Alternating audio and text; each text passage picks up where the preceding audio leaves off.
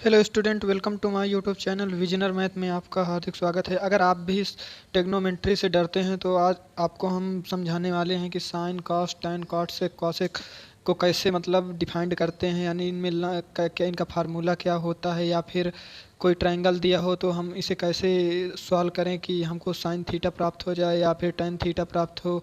तो आज हम बेसिक से इसकी जानकारी को देखेंगे ताकि हमारा जो मैथ है वो स्ट्रांग हो।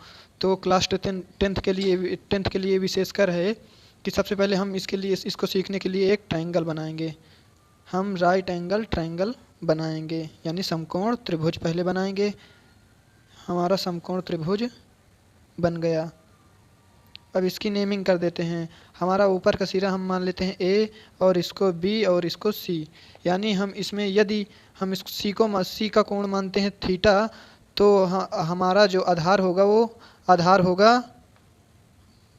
बी सी, और हमारा लंब क्या होगा, आधार आधार से जो ये बी पॉइंट है और कर्ण से मिलने वाला बिंदु ए, ये हमारा होगा लंब। यानी हमारा लंब क्या होगा, ए सी, ए बी होगा। और हमारा आधार के बिंदु और लंब के बिंदु से मिलने वाली भुजा हमारी क्या होगी, कर्ण। तो कर्ण क्या होगा हमारा यहाँ पास, कर्ण होगा ए सी। तो अब हमको पता है कि साइन थीटा बराबर क्या होता है, साइन थीटा बराबर होता है लंब बटा कर्ण।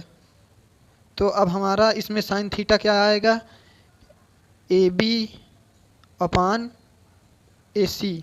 अब इसी में यदि हमारा कोई मान दिया होता, जैसे कि हमारी ये आधार है 3 और लंब है 4, तो हमारा कर्ण कितना आएगा, इसको हम पाइथागोरस प्रमेय से प्राप्त कर सकते हैं। तो हमारा कर्ण जो होगा 5।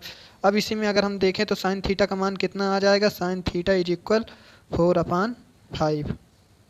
इसी प्रकार हमारा कॉस कॉस थीटा जैसे देखना है तो कॉस थीटा आधार अपान होता है कर्ण, तो हम लिखेंगे आधार अपान कर्ण।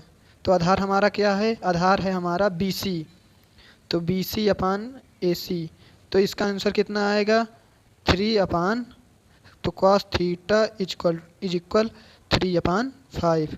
इसी प्रकार यदि हमको और सारे ज्ञात करना है तो हम इसी प्रकार ज्ञात करें। सबसे बड़ी कन्फ्यूजन हमको कहाँ होती है, थीटा आधार और लंब पहचानने में। तो हम सबसे पहले देखेंगे आधार और लंब को पहचानने के लिए कि हमारा जो थीटा है वो किन भुजाओं के बीच में बना है। तो यानी जो थीटा होता है राइट एंगल ट्रायंगल में, जो थीटा, ये अगर थीटा हमारी जिन दो भुजाओं को टच करेगा उनमें से जो सबसे बड़ी होगी वो होगी कर्ण, और जो सबसे छोटी होगी वो होगी आधार।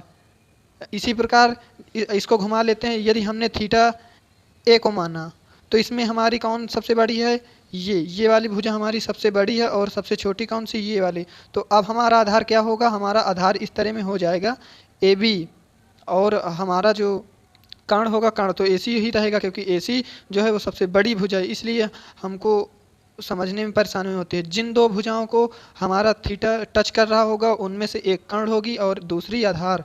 तो यानी जो छोटी हो उसे हम आधार मानेंगे, और जो सबसे बड़ी भुजा हो उन दोनों में उसको हम कर्ण मानेंगे। अगर आपको समझ में आया हो तो चैनल को सब्सक्राइब करें और वीडियो को लाइक करें, अपने दोस्तों को भी शेयर करें ताकि वो भी सीखें।